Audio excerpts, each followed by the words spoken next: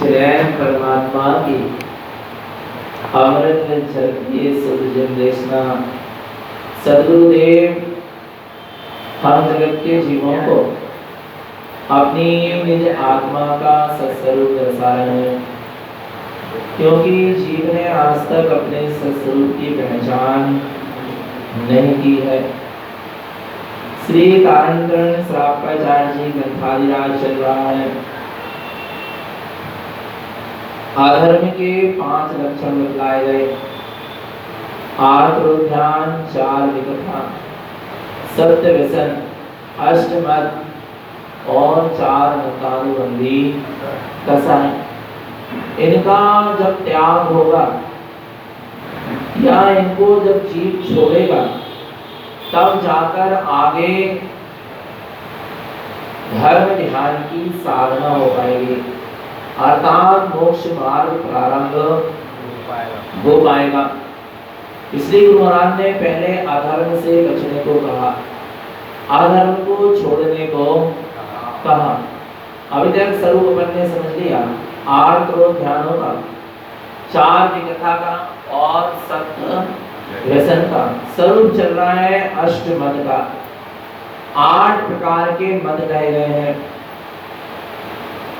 अपन ने सुबह गाथा पढ़ी थी। 8 प्रकार के कौन कौन से मद हैं?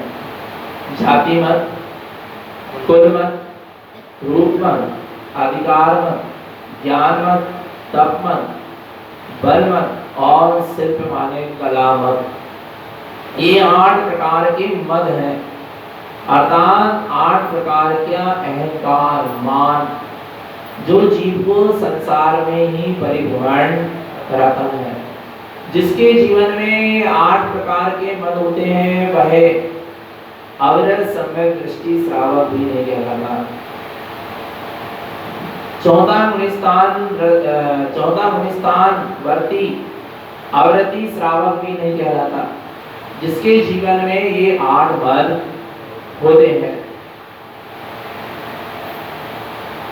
अविरत सम्यक दृष्टि श्रावक के जीवन में 8 संकाली दोष, 8 मत, 6 अनायतन और 3 मूर्ता नहीं होती। ये ध्यान रखने योग्य बात है। तो ये 8 मद हैं अहम, जो भी पूर्व के पुण्य कर्म के उदय से सामग्री प्राप्त हुई है, पुण्य से मिली सामग्री भी छूट जाने वाली है। इसलिए उसका अहंकार करने की आवश्यकता नहीं है। इससे मिली वाली पुण्य के उदय से मिलने वाली सामग्री भी छूट जाने वाली, क्योंकि पुण्य भी क्षणभंगुर है, पुण्य छूट जाने वाला है। तो पुण्य से मिली सामग्री भी क्या हो जाएगी? छूट जाएगी। नहीं आ रहा? पुण्य क्षणभंगुर है, पुण्य का भी नाश हो जाने वाला है। तो पुण्य के उदय से मिलने वाली सारी सामग्री भी छूट जाने वाली है, और जो छूट जाएगी उस वस्तु का अहम करना उचित नहीं है, उस वस्तु का मान करना उचित नहीं है। छूट जाने वाली वस्तु का अहम मत करो, मान मत करो, मद मत करो। यदि मद करना ही है, मान करना ही है, तो बहुमान करो। किसका?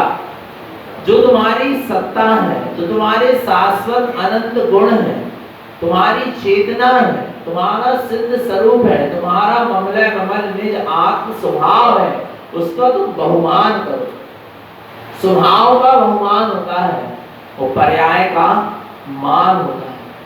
पर्याय क्षणभंगुर है, आज है कल नहीं है, उसके अहम में जीव जी रहा है, मान पूर्वक जी रहा है। और जो स्वभाव है, आत्म स्वभाव है, चैतन्य स्वभाव है, वो अनादि काल से था और अनंत काल तक रहेगा। स्वभाव का जो बहुमान है, स्वभाव के प्रति जो मैं बना है वो बहुमान है, और पर्याय के प्रति जो मैं बना है वो मान है, मद है। तो ये मद सम्यक दृष्टि ज्ञानी के जीवन में नहीं होते। अपन ने 2 मदों की बात की थी, जाति मद और कुल मद। जाति मद अर्थात माता के पक्ष का मत, किसके पक्ष का मत? माता के पक्ष का मत। नाना मामा आदि की संपदा का, मामा नाना आदि की पद प्रतिष्ठा आदि का क्या करना? अहंकार करना। जबकि सब छूट जाने वाला है क्षणभंगुर, फिर भी इस मद में जीव क्या कर रहा है? जी रहा है। ये जीव की क्या है? भूल है। यदि तुझे जाति का ही मत करना है तो तू अपनी स्वजाति का मत कर, मानकर कि मैं सिद्धों की जाति का हूं। क्या ममल परिणति, ध्यान से सुनना, ये बहुत दिन पहले एक सूत्र आया था। ममल परिणति, जब हमने व्रत भी नहीं लिया था, ममल परिणति निज स्वरूप में जाति, और वही है मेरी जाति। क्या क्या बोले? ममल परिणति अपने सिद्ध स्वरूप में जाति, और वही है मेरी जाति। बस इसके अलावा मेरी और कोई जाति नहीं है। आ रहा है ये शरीर आदि, ये कोई मेरी जाति नहीं है। वर्तमान में जो संयोग मिला है मेरी जाति, मैं मात्र सिद्धों की जाति का हूँ, था और रहूंगा। क्योंकि जो सिद्ध स्वरूपी भगवान आत्मा है उसमें कभी कोई बदलाव आया, और ये बाहर की जातियां तो सब बदल जाने वाली है। बदल जाने वाली व्यवस्था मैं नहीं हूँ, मैं शाश्वत व्यवस्थित तत्व हूँ। व्यवस्था मैं नहीं हूँ, मैं व्यवस्थित तत्व हूँ, शाश्वत व्यवस्थित तत्व। मैं सिद्धों की जाति का था, हूँ और रहूंगा। उसे मुझे, उसका मुझे बहुमान है।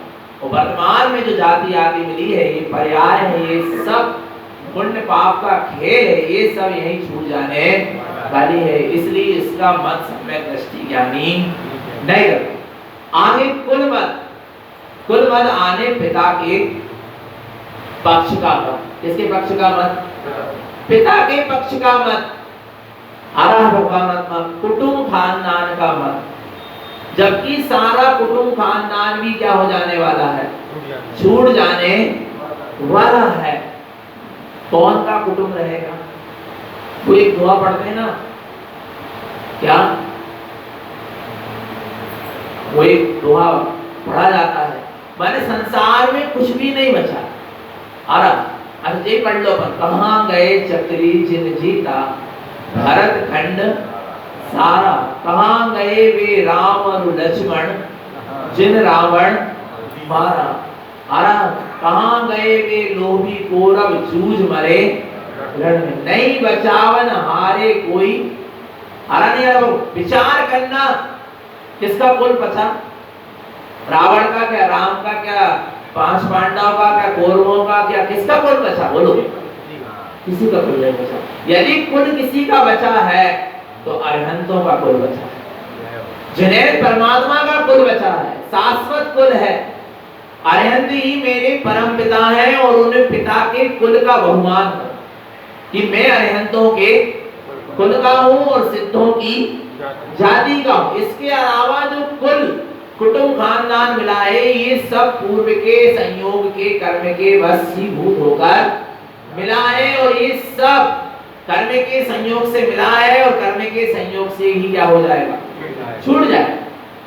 आज तुम जिस कुटुंब खानदान का मान कर रहे हो, मत कर रहे हो, ये भी जब तुम्हारा पाप कर्म का उदय आएगा तो ये भी तुम्हें साथ नहीं देंगे। क्या बोलो?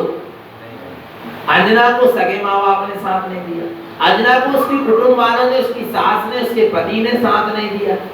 पाप कर्म का उदय आएगा, कोई साथ देने वाला। इसलिए व्यर्थ में तुम इन कुल का और जाति का मत तुम तो उस कुल का मत करो। कौन से कुल का? अच्छा, किसके कुल में अंजना सुरक्षित रही? बोलो ना। माता पिता ने भी निकाल दिया, सास ससुर ने भी निकाल दिया, पति ने भी साथ, फिर किसके कुल में सुरक्षित रही? अरहंतों के कुल में, सिद्धों के कुल में। नहीं आ रहा समझ में? अरहंत सिद्धों के कुल में सुरक्षित रही अंजना। अरहंत सिद्ध परमात्मा के गुणों का स्मरण करती चली रही, अपने सिद्ध स्वरूपी भगवान आत्मा का स्मरण करती चली गई और जिनेंद्र के कुल के विपरीत कोई भी कदम मैं नहीं रखूंगी। जिनेंद्र के कुल के विपरीत में कोई भी आचरण नहीं, सुरक्षित रही। आ रहा है शाश्वत सिद्धों और जिनेंद्रों का कुल हमें क्या करेगा, बचा लेगा। बस कोई हमारी रक्षा है और सुरक्षा है, इसके अलावा सब पुण्य के साथी हैं। पाप के उदय में कोई साथी नहीं है, नहीं है, नहीं है। किसके उदय में? पाप के उदय में कोई साथी नहीं। ये समझ लेना भगवान आत्मा आ रहा है समझ में। शिव अरहंत तो सिद्धों के कुल को, जिनवाणी के कुल को लेके चलो। आया भगवान आत्मा। तो क्या कह रहे हैं, ये बाहर में माता और पिता के पक्ष का मत करो, अर्थात जाति और कुल मत करो। आगे देखो क्या कहते हैं, रूपम अधिकारम देष्टा रागम वृद्धन्ति जे नरा तेन्यानिमयं मूढ़ा संसारे दुख दारुणम। रूपम अधिकारम देष्टा, काय का मत, रूप का मत, काय का मत, रूप समझ रहे हो, इस शरीर का रूप, नाम कर्म की व्यवस्था, नो कर्म की व्यवस्था, ये सारा रूप भी क्या हो जाएगा, बिगड़ जाएगा। उसका तुम मत कर, अहंकार मत कर। मिला है शुभ नाम कर्म के उदय से तुझे अच्छा सुंदर शरीर मिला है, पर तू इसका क्या मत कर, मत कर, क्योंकि ये सारा रूप तेरा क्या हो जाएगा, एक पाप कर्म का उदय आएगा, रोग आएगा, क्या हो जाएगा, सब बिगड़ जाएगा। आना बुढ़ापे में सब बिगड़ जाएगा, बिगड़ेगा क्या नहीं बिगड़ेगा, और मरने के बाद तो जल के राख हो जाएगा। इस रूप का मत कर, तू अपने स्वरूप को देख। किसको देख?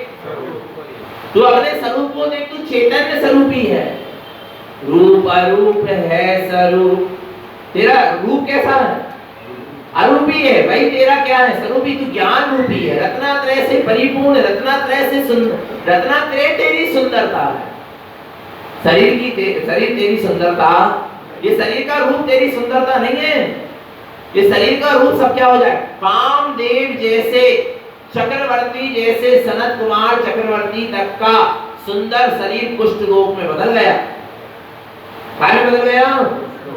कुष्ठ रोग में सनत कुमार चक्रवर्ती का शरीर का जो रूप था, सुंदरता थी, एक झटके में क्या हो गई, अहम था ना उनको, मैं बहुत सुंदर हूँ, मैं बहुत, बात तो सही है कि मैं बहुत सुंदर हूँ, पर मैं किसके लिए उपयोग किया जा रहा है, मैं शरीर के लिए उपयोग किया जा रहा है, तो ये अहंकार है। और मैं बहुत सुंदर हूँ और मैं स्वरूप के लिए यदि स्वीकार किया जा रहा है, तो मैं वास्तव में बहुत सुंदर हूँ, क्योंकि ज्ञानम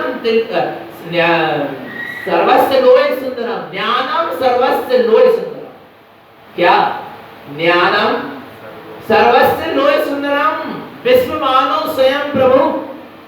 गुरु महाराज कह रहे हैं ज्ञान तीनों लोक में सबसे सुंदर है, क्योंकि ज्ञान का रूप कभी बिगड़ता, और मैं वो ज्ञान स्वरूप वाला हूँ, तीनों लोक में सबसे सुंदर हूँ।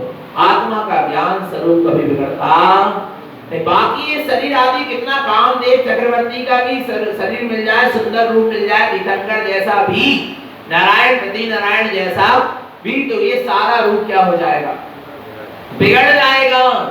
क्षणभंगुरे नाशवान है आरा भगवान आत्मा, इसलिए इस शरीर के रूप का तुम मत करो। एक ही चीज कहना, ज्ञानम सर्वस्य लोय सुन। जब भी आईने के सामने खड़े हो और जब भी ये भाव आए कि मेरा चेहरा बहुत सुंदर दिख रहा है या मुझे सुंदर दिखना है, उस समय ये सूत्र दोहराना, ज्ञानम सर्वस्य लोय सुंदरम, ज्ञान तीनों लोक में सबसे सुंदर है। ज्ञान से बढ़कर सुंदर इस तीन लोक में और कोई वस्तु नहीं। आना भगवान आत्मा, जब भी शरीर की सुंदरता पर दृष्टि जाए, जब भी इन पुद्गल द्रव्यों की सुंदरता पर क्या जाए, दृष्टि जाए, तब क्या कहना है, अपन के अरे बहुत सुंदर मकान बन गया, बहुत सुंदर गाड़ी आ गई, उस समय तुरंत याद आना इसकी महिमा नहीं। महिमा किसकी? जानने वाला नहीं होता तो कौन बताता कि ये बहुत सुंदर, जानने वाला नहीं होता तो कौन कहता तुम्हारा मकान गाड़ी धन दौलत स्त्री पुत्र बड़े सुंदर, कौन कहता? ज्ञान नहीं होता तो कौन कहता? विचार करना भगवान। अच्छा शरीर की भी सुंदरता कब तक है, चलो मान लो कब तक है, आत्मा निकल के चली जाए फिर शोकेस में सजा के रखोगे? बोलो ना, विचार करो भगवान आत्मा कौन से शोकेस में सजा के रखोगे? है विचार। तो सुंदर कौन था? सुंदर अंदर, जो अंदर है वो क्या है? सुंदर है। और अंदर वाला क्या हो गया? निकल गया। फिर वो सुंदर, कुछ सुंदर नहीं है, सब नीरस है, सब क्षणभंगुर है, नासवान है, माटी है, धूला है, आ रहा नहीं आ रहा भगवान आत्मा। तो सुंदर कौन है? ज्ञानम सर्वस्य लोए सुंदरम, तेरा ज्ञान स्वरूप तीनों लोक में सबसे अधिक क्या है? सुंदर ही। बार बार अपनी सूरत में क्या होना चाहिए? आना चाहिए। आरा भगवान आत्मा, सारी संसार से दृष्टि क्या हो जाएगी? हट जाएगी। तो भगवान आत्मा ये पुद्गल के रूप की सुंदरता का अहंकार हाँ मिला है तुम्हें, सुंदर रूप तुम्हें मिला है। किसी पूर्व भाव में आपने शुभ नाम कर्म का क्या किया था? बंद किया। आरा भगवान आत्मा, इसलिए तुमको ये सुंदर रूप क्या हुआ है? मिला है। पर ये सुंदर रूप का तुम मद मत करो, और मद करोगे तो ये सुंदर रूप क्या हो जाएगा? नियम से बिगाड़ जाएगा। और जिस चीज का मत करते वो चीज आपसे दूर हो जाएगी। आया ना भगवान आत्मा। आगे कह रहे अधिकारम दिष्टा, कौन सा पद? अधिकार का मत, हरा पद का मत, अधिकार का मत, मेरा अधिकार है, हरा मेरे इशारे में सारा काम होता है, एक चुटकी में मेरी सब बात। अच्छा कब तक मान रहे हैं? कब तक? जब तक पुण्य का उदय चल रहा है। जिस दिन पाप कर्म का उदय आएगा कोई तुम्हारी बात नहीं मानेगी। एक आंख उठा के देखने पर लोग शांत हो जाते। और अब क्यों नहीं हो पा रहे? ये मद अहंकार, मेरी चलती है, मेरी चलेगी, मेरी पद, मेरी मान, मेरी प्रतिष्ठा, आ रहा है सब मेरे नीचे काम करेंगे, आ रहा है सब मेरे नीचे चलेंगे, चल रहे हैं। वो तुम्हारा पूर्व का पुण्य का उदय, पर तुम उसका अहंकार मिलेगी। पुण्य के उदय से आपको सारी सुख सामग्री क्या होगी? मिलेगी। पर आप उसका अहंकार मत करो, किसी भी अधिकार का। तुम्हारा अधिकार पर में नहीं है पर में अधिकार। ये उंगली में तो तुम्हारा अधिकार नहीं है, ये भी कर्म के उदय से हिल रही है।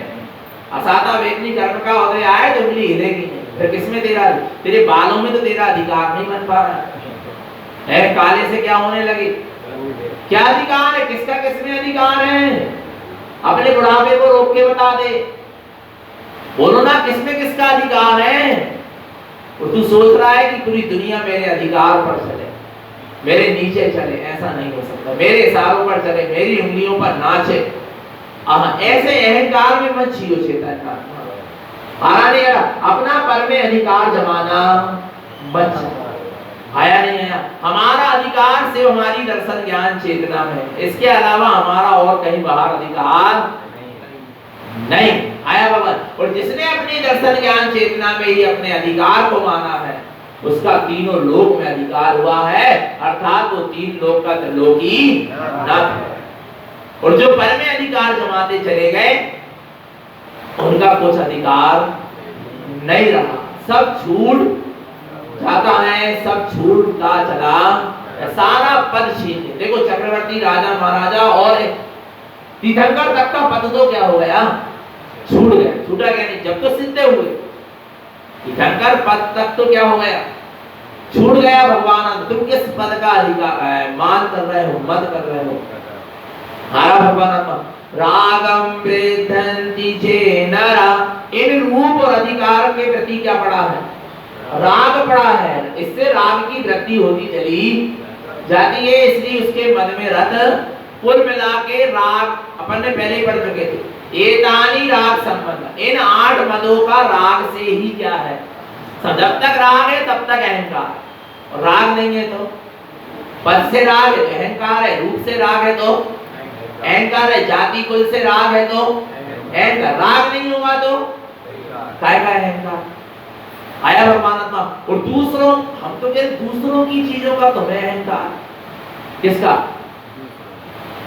खुद की चीजों का हो तो किसका?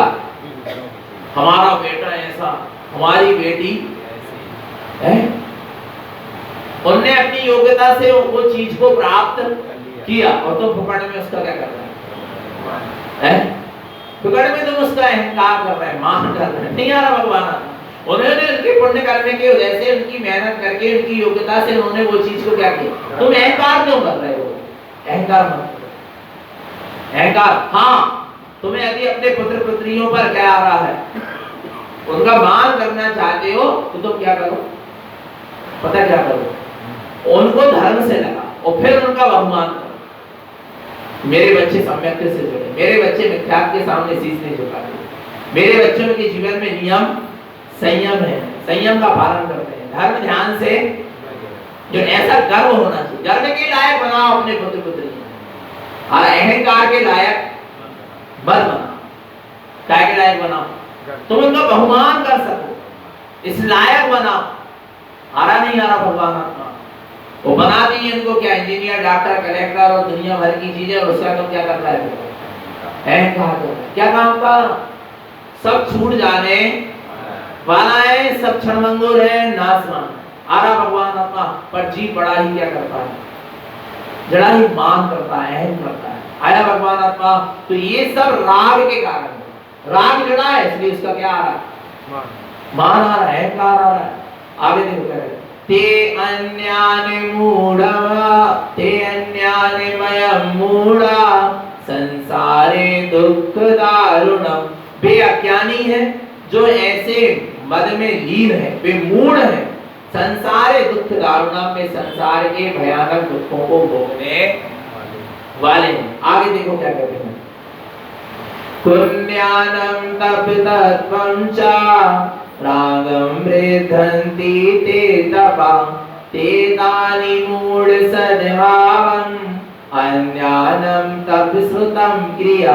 कितना सुंदर कहते हैं, पुण्यानं तप तत्वं च, को ज्ञान सहित तप तपता है, रागम वृद्धन्ति ते तपा, तप को तप कर भी राग की वृद्धि में लगा हुआ है, ते तानि मूढ़ सद्भावम, उसके अंदर में मूढ़ता का सद्भाव है, अज्ञानम तप श्रुतम क्रिया, अज्ञान में तप तपता है और अज्ञान में श्रुत आदि का स्वाध्याय अध्ययन करता है और अज्ञान में ही क्रियाओं में लगा हुआ है। ये सब तप मत है। कौन सा मत है?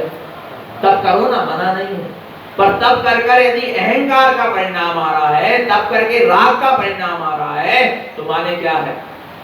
क्या है? मद है। तप करके क्या नहीं आना चाहिए? अहंकार का परिणाम आ रहा, माने को ज्ञान सहित तप तपा है, सम्यक ज्ञान के साथ तप नहीं। तप तपो ना, तप करने के लिए मना नहीं है, पर तप करके क्या नहीं करना? अहंकार। वो कौन नहीं करेगा? सम्यक दृष्टि नहीं। मिथ्या दृष्टि तप करेगा तो उसको नियम से क्या आएगा? अहंकार है, क्योंकि राग पूर्वक तप किया है, श्रद्धा पूर्वक तप नहीं किया। क्या पूर्वक तप किया? राग पूर्वक तप करोगे तो कुतप है, तो ज्ञान पूर्वक तप तपा है, अहंकार का भाव है, और सम्यक ज्ञान पूर्वक तप तपोगे, वीतराग भाव से तप तपोगे, कर्तव्यपने की मानता नहीं होगी, ज्ञायकपना होगा, आरा बहुमान है। आरा नहीं आरा भगवान आत्मा, पर अज्ञान के साथ मिथ्या दृष्टि को तप तपता है और उसका क्या कर लेगा? अहंकार कर लेगा। आ रहा है, एक उपवास करेगा और उसी को 4 बार बदलाएगा कि मैंने क्या कर दिया। अच्छा सुनो सुनो सुनो, उपवास तुमने किया, बोले हमने आज अष्टमी, तो आज हमने 4 प्रकार के आहार का, तो तुमने आहार का त्याग किया, तो पहले तो ये बताओ कि तुमने आहार कब किया? जब तुमने आहार का त्याग किया। नहीं आई समझ? पहले तो आप ये बताइए कि आपने आहार का त्याग किया अष्टमी के दिन, तो आपने आहार कब किया? जो आप कह रहे हो कि हमने आहार का त्याग किया, बताओ। अच्छा आप कौन हो? आत्मा हो क्या? नहीं। तो आत्मा ने कब आहार किया? बोलो। फिर आप किसका अहंकार कर रहे हो? हमने आहार का, तुमने आहार किया हो तब तो आहार का क्या करोगे? तुमने कभी आहार किया ही नहीं, मैंने कभी आहार किया ही नहीं, तुम्हें आहार का क्या त्याग करूंगा? फिर उपवास कैसे हो गया? उपवास ऐसे हो गया कि मैं उधर पहुंच गया, जहां खाने पीने का विकल्प ही छूट गया। मैं अपने स्वभाव में पहुंच गया, अपने स्वभाव में लीन हो गया। अब इसलिए मुझे अब आहार जल की जरूरत नहीं। आ रहा भगवान का, मैंने भोजन का त्याग नहीं किया, भोजन के प्रति जो राग था उसका मैंने क्या किया, और अहंकार काय का कर लेता मैंने भोजन करने का, तो भोजन तुमने कभी किया ही नहीं। किया क्या बोलो? आत्मा ने कब भोजन किया? आत्मा के प्रदेशों में दाल सब्जी चावल गएगा? बोलो ना, विचार करना भगवान का। जीव ने सिर्फ भोजन का राग का परिणाम किया, भोजन करने का राग परिणाम जीव के अंदर में आया क्षुधा वेदनी कर्म के उदय के निमित्त से, और जीव ने मात्र उसको क्या किया, जाना और देखा उस सारे परिणाम को, पर माना नहीं वैसा कि मैंने जाना नहीं, उसमें कर्तव्य बने की मानता नहीं आ रहा है। कोई भोजन करके अहंकार कर रहा है, तो कोई भोजन का त्याग करके अहंकार मत नहीं करना, करो उपवास, मना नहीं, इंद्रियों को वश में करने के लिए, अपनी आत्मा की साधना के लिए, अपने आत्म स्वरूप में स्थित होने के लिए खूब उपवास करो, व्रत करो, नियम करो, संयम करो, जाप करो, स्वाध्याय करो, समय करो, मना नहीं है, पर क्या नहीं करो, अहंकार क्या मत करो, अहंकार मत करो। भगवान अहंकार करने की आवश्यकता नहीं। जीव एक माला फेरेगा बड़े अहम से करेगा, मैंने एक माला फेर ली, जैसे बहुत बड़ा काम करे। अरे जिन्होंने अरिहंत सिद्ध दशा प्राप्त कर ली उनसे पूछो आपने क्या किया। वे नहीं कह रहे कि हमने कर्मों की निर्जरा की, और वे नहीं कह रहे हमने अरिहंत सिद्ध दशा प्राप्त की, वे कह रहे हमने जाना देखा, इसके अलावा कुछ भी, क्योंकि आत्मा में मात्र जान और देख सकता है, इसके अलावा मैंने कुछ भी नहीं। इतनी साधना करने के बाद भी साधना के कर्ता नहीं बने ज्ञानी जी, और यहाँ जीव जरा सी साधना कर लेते हैं और उसी के क्या बन गए, कर्ता बन गए, उसी का अहंकार सिर पे लाद लेता है। तो ऐसे तब आदि का भी हमें मत नहीं। तब खूब करो तपस्या, खूब करो, वो खूब तपस्या करो, वो खूब तपस्या करो, नहीं है समझ, खूब तपस्या करो, खूब तपस्या करो, अच्छी तपस्या करो। आ रहा नहीं आ रहा भगवान, नहीं है समझ, खूब सम्यक सही तपस्या करो, खूब अच्छी बढ़िया क्या करो, तपस्या करो, पर सम्यक सही तप करो, पर तप का अहंकार, तप का मत करो। आ रहा भगवान आत्मा। देखो क्या हुआ, दो साधु थे, दोनों साधु ने खूब तपस्या करी, लेकिन स्वयं में अपने आप में कैसे अपनी कमी समझ में आ जाती है और पश्चाताप होता। दोनों साधु एक दिन अपनी तपस्या करके ध्यान आदि से निवृत्त हुए। दोनों साधु ने कहा कि अपन ने इतनी तपस्या करी, अपन को आखिर इसका फल क्या मिला, अपन देखे तो एक साधु हवा में उड़ने लगा। सुनो सुनो, एक साधु क्या होने लगा, हवा में क्या होने लगा, उड़ने लगा। बोले तुम तो हवा में उड़ने लगे। बोले कि अच्छा, वो बोले मैं, चलो बोले कि नदी इसमें मैं चल के देखता हूँ पानी में, वो पानी में क्या होने लगा, पानी में चलने लगा। अरे गजब, बड़ी अच्छी तपस्या करी अपन। फिर दोनों का सम्यक ज्ञान कहता, अरे हवा में तो मक्खी भी उड़ रही है नहीं आ रहा समझ में, हवा में तो कौन उड़ रही है, मक्खी भी उड़ रही है, मछली तो पानी में भी चल रही है, मैंने चल लिया तो क्या हुआ। हम किस अहंकार में जी, विचार करना भगवान आता। जीव ऐसे ही चमत्कारों में लगा हुआ, ऐसे ही प्रदर्शनों में लगा हुआ है। आराधना भगवान आत्मा तब सा निर्जरा, तब कर्मों की निर्जरा के लिए, ना कि रिद्धि सिद्धि के लिए। पर जीव उनका क्या कर लेता है, ऐसे अज्ञान को ज्ञान, मिथ्या ज्ञान, मिथ्या दर्शन सहित तपता है और उसका फिर अहंकार कर लेता है। आया भगवान आत्मा, आगे देखो क्या कहते हैं। अनियतपितत्वानं जन्मं कोड़ि श्रुतम अने जानन्ते राग मूढ़मयं सदा। अनेक तत्वान, अनेक प्रकार के तप को तपना। कब तक, जन्म कोड़ि भी, करोड़ों जन्म तक नाना प्रकार के तुमने क्या करे, तप तपे। श्रुतम अने जानन्ते, और बहुत सारे शास्त्र को भी क्या कर लिया, जान लिया, पर राग मूढ़मयं सदा, पर रागमय रहे, मूढ़मय रही, मिथ्यामय ही रहे। तो आपके अनेक प्रकार का तप तपना, करोड़ों जन्म का तप तपना और अनेक प्रकार के शास्त्रों का अध्ययन करना कोई काम का, क्योंकि आपने राग पूर्वक किया तब वीतरागता की विशुद्धि के लिए, वीतरागता की वृद्धि के लिए, राग की वृद्धि के लिए तब नहीं है। शास्त्रों का अध्ययन वीतरागता के लिए, क्योंकि जिनवाणी वीतरागता का पोषण कराने वाली है। तो वीतरागता के लिए यदि स्वाध्याय करो तो बात है, राग के लिए स्वाध्याय किया तो हमारा सब व्यर्थ चला गया। अज्ञान मूढ़मय है, राग मूढ़मय। आरा भगवान आत्मा समझ में है। तो क्या कह रहे हैं, अनेक प्रकार अपन पढ़ते ना, कोटि जन्म तप तपे ज्ञान बिन कर्म झरे ते, ज्ञानी के छिन माहि त्रिगुप्त से सहज टरे थे, मुनि व्रत धारे अनंत वार ग्रीव को जायो, पे निज आत्म ज्ञान बिना सुख लेस न पायो। आरा भगवान का कोटि जन्म तप तपे ज्ञान बिन कर्म झरे, सम्यक ज्ञान के बिना करोड़ों जन्म तप की क्या कर लो, तब कर लो तो कर्मों की निर्जला होने वाली।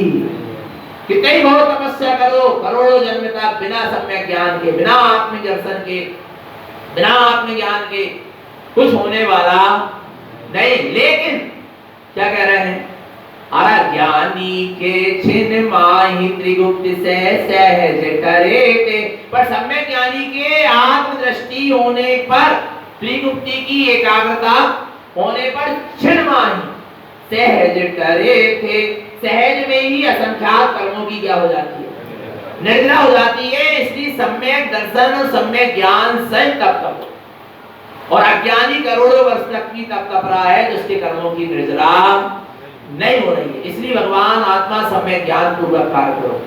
आगे देखो क्या कह रहे हैं, मानम राग संबंधम तप दारुणम नंतम श्रुतम, शुद्ध तत्वम न पश्यन्ति ममतम दुर्गति भाजन। मानम राग संबंधम, मान का किससे संबंध है, राग से संबंध है। एक चीज बता दें, अपन अपने अंदर में खोजो, क्या खोजो, कि अपन को लग रहा है ना कि अपन धर्म कर रहे हैं, साधना कर रहे हैं, जो आप पाठ ध्यान समाधि कर रहे हैं, तो इसका क्या फल है। यदि आपके अंदर में वीतराग भाव की वृद्धि हो रही है तो आपकी साधना सही चल रही है, और आपके अंदर में राग की वृद्धि हो रही है साधना करके, तो आपकी साधना भी सही नहीं चल रही।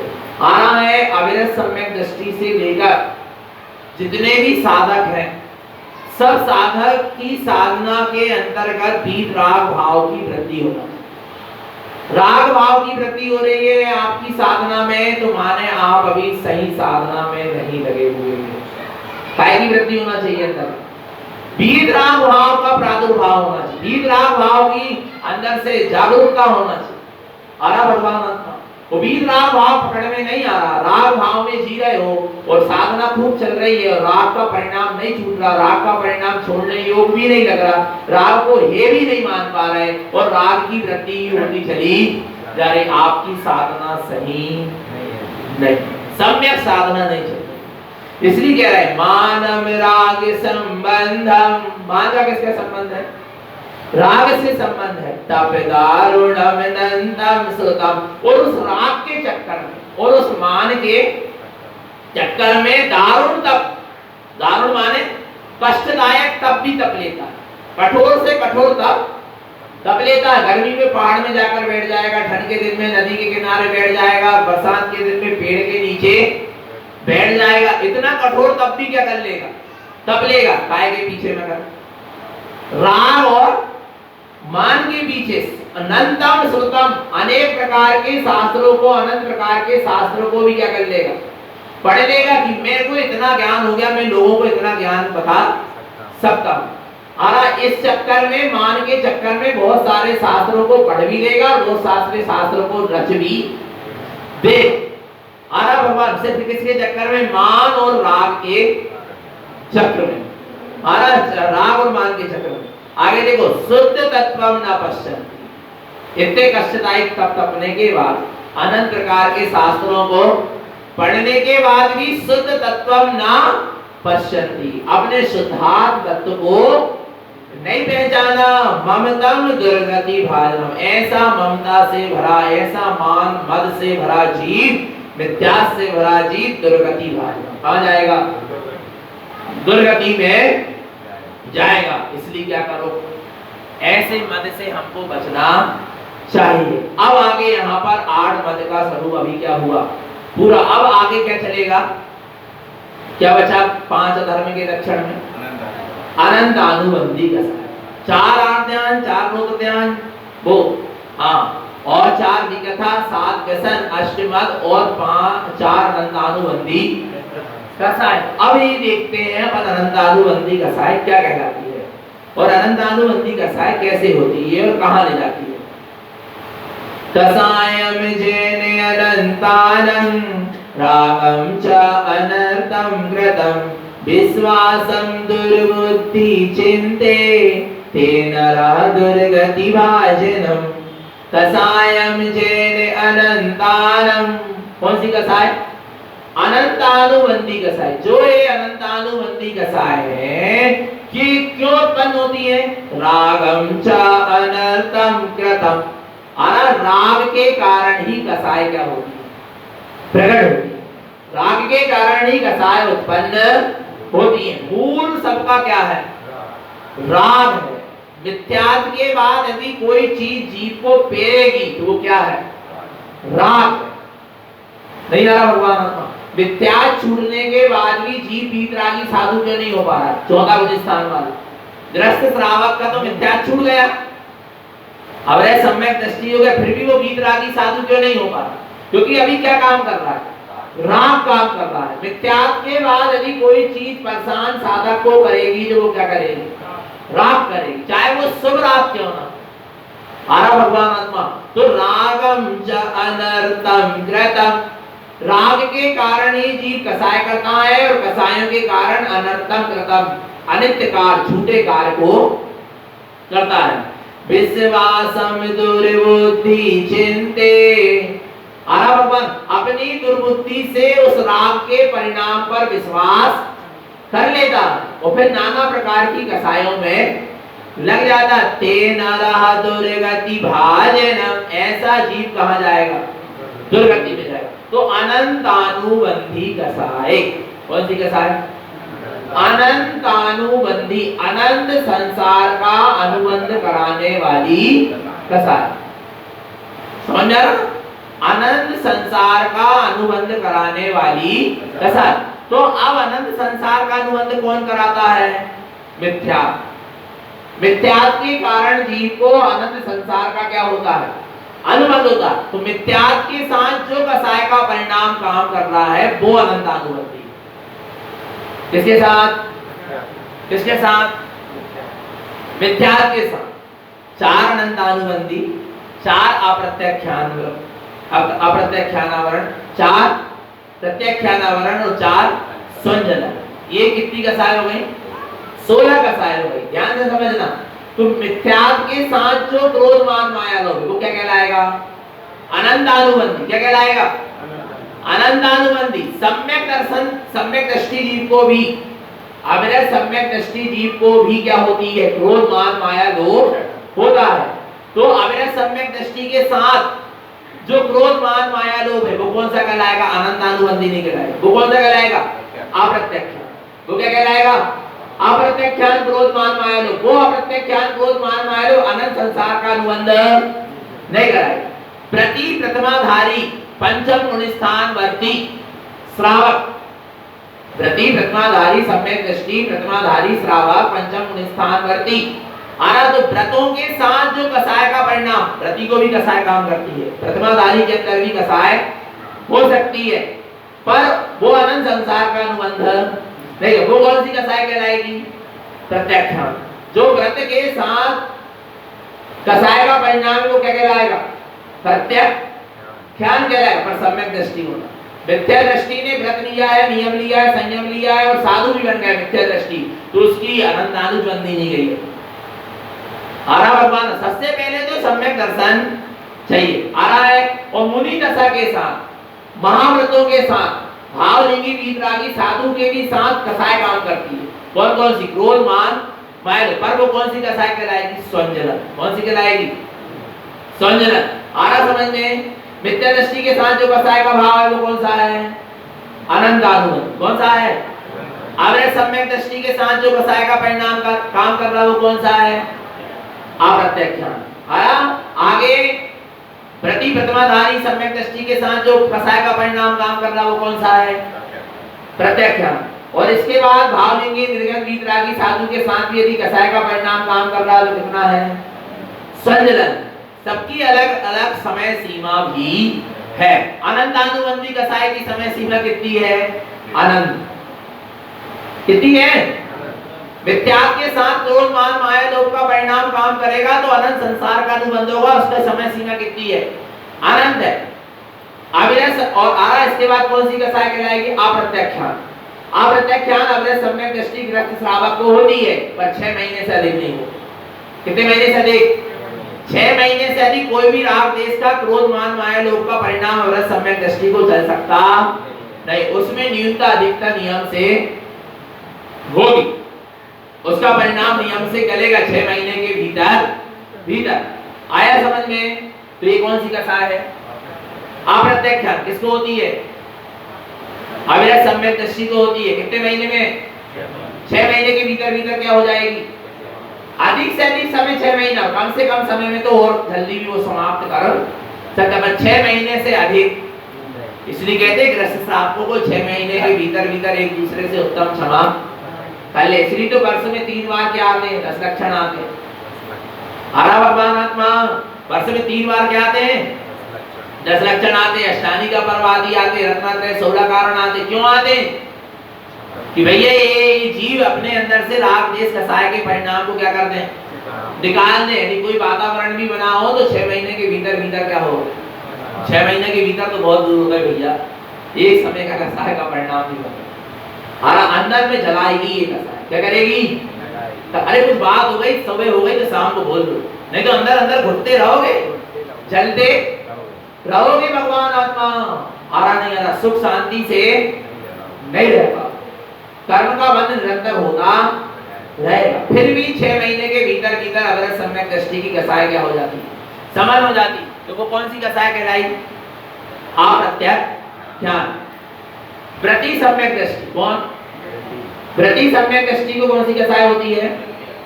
प्रत्यक्षान होती है। तो प्रति प्रतिमाधारी भी 15 दिन तक उनका भी कसाय का परिणाम चल सकता है। 15 दिन के भीतर मगर कसाय का परिणाम क्या हो जाए? गल जाएगा। 15 दिन से अधिक कसाय का परिणाम रतियों का चल रहा है, माने उनके जीवन में अभी सच्चा व्रत नहीं, पंचम गुण स्थान वर्ती नहीं। आ रहा है प्रत्यक्षान कसाय का समय कितना है? 15 दिन के भीतर प्रतिमाधारियों की कसाय क्या हो जाना चाहिए? समन हो जाना चाहिए, समाप्त हो जाना चाहिए।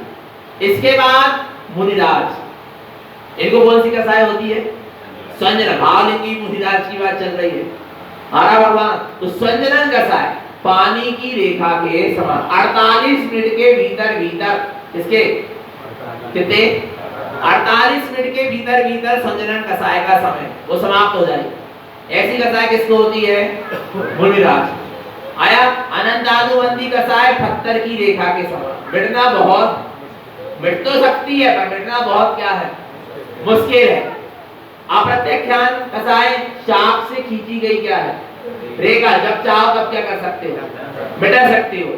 और प्रत्यक्षान कसाय कैसी है? धूल में खींची गई रेखा या रेत में खींची गई रेखा। हवा आएगी और क्या हो जाएगी? मिट जाएगी। और संजनन कसाय पानी में खींची गई रेखा। यहाँ खींच रही और यहाँ मिट्टी भी चली जा रही। आया समझ में? ऐसे कसायों के ये भेद कहे गए। आया ना समझ में भगवान आत्मा? तो सबसे पहले गुरु महाराज कह रहे हैं तुम अभी श्रावक की भूमिका में हो तो कम से कम अनंतानुबंधी कसाय तो नहीं होना चाहिए। पत्थर की रेखा के समान तो कसाय नहीं होना चाहिए। निदान बंद तो नहीं होना। निदान बंद बहुत खतरनाक होता है। क्या? इससे तो मैं बदला लेकर ही रहूंगा, चाहे कुछ भी हो जाए, चाहे मेरा सत्यानाश हो जाए, पर इसका मैं सत्यानाश करके ही। ये क्या? ये पत्थर की रेखा के समान खींची गई क्या है? रेखा है। अनंत अनुबंधी क्या है? कसाय है। 6 महीने से अधिक उसका क्या चल रहा है आपका? ऐसे परिणाम 6 महीने तक चलते रहे तो भगवान आपका क्या बन जाएगी? क्या बन जाएगी? अनंतानुबंध जाएगी, अनंतानुबंधी बन जाएगी भगवान आत्मा। फिर कहां भगवान तक चलेगी? वो कब छूटोगे फिर इससे? कब छूटेगी? ये कसाय का परिणाम फिर कब छूटेगा? विचार करना भगवान आत्मा को पता है। हम कसाय दूसरों से थोड़ा ना बांध रहे हैं। किससे बांध रहे हैं? किससे बांध रहे हैं? अपनी आत्मा से। हमने अपनी दूसरों से कसाय थोड़ा की, हमने अपनी आत्मा से कसाई की। अपन बोलते थे ना गुस्सा में, अब तेरे घर में कदम नहीं रखेंगे, अब तेरा मुंह नहीं देखेंगे। क्यों नहीं देखेंगे? कर्म बांध रहा है ना उसके साथ, अगले जन्म में जरूर तो उसका मुंह देखेंगे, उसी के घर में जन्म ले, उसके घर में कदम रख। तू क्या सोच रहा? कर्म तो उसी के साथ क्या कर रहा है? चाहे राग करके कर्म बांधे, चाहे द्वेष करके कर्म बांध, तो उसी के साथ रहा। हाँ, तू आत्मा में प्रवेश नहीं कर पाए, उसके घर में तो जरूर प्रवेश करेगा अगले जन्म में, भले इस जन्म में करे और ना करे कसाय के बस, क्योंकि कर्म उसके साथ में, पर आत्मा में प्रवेश नहीं होगा। तब कसाय किससे बन गई? आत्मा से। सामने वाले को तो तूने चाहा है, कसाय कर करके सामने वाले को तूने क्या करा है? चाहा है। कर्म उसके साथ बांधा है, तेरे को उसका संयोग नियम से क्या होगा? मिलेगा। क्या तू उसका मुंह नहीं देखेगा? देखना पड़ेगा, कर्म बांध रहा उसके साथ। हमारा भगवान आत्मा, हाँ, पर आत्मा का मुंह नहीं देख पाएगा, अपने स्वरूप को नहीं देख पाएगा। समझ लेना भगवान आ रहा नहीं आ रहा, कसाय नहीं, बिल्कुल कसाय नहीं, सम्यक दृष्टि का लक्षण नहीं है। आ रहा भगवान आत्मा, सम्यक दृष्टि की पहचान देखो, अनंत अनुबंधी देखो, आ रहा है भगवान आत्मा आ रहा, क्योंकि मिथ्याद नहीं है। क्या नहीं है? मिथ्याद नहीं। मिथ्याद जहां छूट जाएगा वहां अनंत अनुबंधी भी क्या हो जाएगी। इतनी जबरदस्त कसाय नहीं होती सम्यक दृष्टि। आ रहा है मध्य परिणाम होता है, उपसम परिणाम होता है, उपसम परिणाम होता है, सहज परिणाम होता है। तनक बनक कसाय का परिणाम आ भी जाए तो फिर अंदर में पश्चाताप और प्रायश्चित होता रहता है। अंदर में हम कह रहे तुम नहीं, अंदर में पश्चाताप प्रायश्चित होने लगा माने बहुत बड़ी चीज हो गई। हमको अपनी गलती का एहसास होने लगा माने बहुत बड़ी उपलब्धि आपको हो गई। पर अपने आप में भी पश्चाताप प्रायश्चित कौन नहीं करने देता? अहंकार। कौन नहीं करने देता? दूसरों के सामने पश्चाताप प्रायश्चित तो करने ही नहीं देगा अहंकार, पर अपने आप में भी पश्चाताप प्रायश्चित नहीं करने देता। क्या? अहंकार बहुत खतरनाक होता है। आरा भगवान बहुत खतरनाक होता है। क्या? अहंकार। अहंकार से ही क्रोध उत्पन्न होता है। जब अहंकार को ठेस पहुंचती है तभी क्रोध क्या होता है? उत्पन्न होता है। आरा भगवान आत्मा जीवन में सरलता, सहजता, समता, समरसता बहुत ही क्या है? आवश्यक है। भगवान सहज जीवन कसाय करके आप किसी के परिणाम को बदल सकते। आप सोच रहे हैं हम कसाय कर लें, क्रोध कर लें, ये कर लें, वो कर लें तो सामने वाला का परिणाम क्या हो जाएगा? बदल जाएगा। उसके परिणाम में जो लिखा होगा भाई तेरे क्रोध करने से क्या होगा? बोलो ना भगवान, क्या होगा? माँ बच्चे के ऊपर क्रोध करती है, चिल्लाती है, डांटती है, क्या मिलेगा? उसका जो होना है। पर कसाय डांटो मना नहीं है, पर अंदर में कसाय नहीं रखी। क्या नहीं? ये बेर अभी आपको समझ में नहीं आ रहा। अभी आप राग पूर्वक बेर मांग रहे हैं। क्या पूर्वक? राग है ना बच्चे से, जब तो डांट चल रही है उसमें द्वेष का परिणाम नहीं है। क्रोध, अच्छा बच्चे के प्रति जो क्रोध आ रहा है उसमें राग का परिणाम है क्या द्वेष का परिणाम है? विचार काय का परिणाम? और दूसरे के बच्चे के प्रति जो क्रोध का परिणाम आ रहा है उसमें क्या है? पर है तो राग ही द्वेष ना, है तो कर्म का बंध ही ना। विचार करना भगवान नहीं आ रहा। अपने बच्चे के प्रति जो आपको क्रोध का परिणाम आया उसमें क्या छुपा कि ये जीव क्या हो जाए? मेरा बेटा सुधर जाए, ये जीव सुधर जाए नहीं, मेरा बेटा सुधर जाए, ये जीव सुधर जाए, इस लक्ष्य से यदि तुम दंड दे रहे हो तो बहुत अच्छी बात है। पर कैसे हो रहा? राग। राग समझ में आ रहा? और तो राग पूर्वक भी आपने यदि अपने पुत्र से के प्रति कसाय का परिणाम किया तो भी आपने कर्म का क्या कर लिया। वो पता है वो द्वेष रूप में निकलेगा। वो किस रूप में निकलेगा? द्वेष रूप। पता है कैसे निकलेगा? जैसे माँ भी नरक पहुंच गई तो बेटा भी कहाँ पहुंच गया? नरक पहुंच गए। आप पढ़ना करना नहीं, बेटा भी नरक पहुंच गए और माँ भी नरक पहुंच गई। आरा भगवान आत्मा असुर बेड़ावे दुष्ट प्रचंड, पढ़ देना। तो वो नरक में माँ और बेटे को वो असुर कुमार जाति के क्या भवनवासी देव पूर्व भाव का क्या करेंगे? स्मरण कराएंगे। देख तेरी माँ तुझे ऐसे मार रही, देख तेरी माँ तेरे आंख में उंगली टोच रही, जबकि वो माँ काजल लगा रही। ऐसे बैर क्या कराएंगे? उत्पन्न कराएंगे। वो घटना दिखती है वहां अवधि ज्ञान में, अंदर का परिणाम नहीं दिखता। आरा भगवान आत्मा और फिर माँ और बेटे वहां नरक में क्या करेंगे? लड़ेंगे। अभी समझ में नहीं आ रहा भगवान आत्मा, आ रहा नहीं आ रहा। कैसे जीव कर्म क्या कर लेता है? बांध लेता है, फिर वे उदय में क्या होते हैं? आ रहा नहीं आ रहा। इसलिए बड़ी क्या रखो? समता रखो।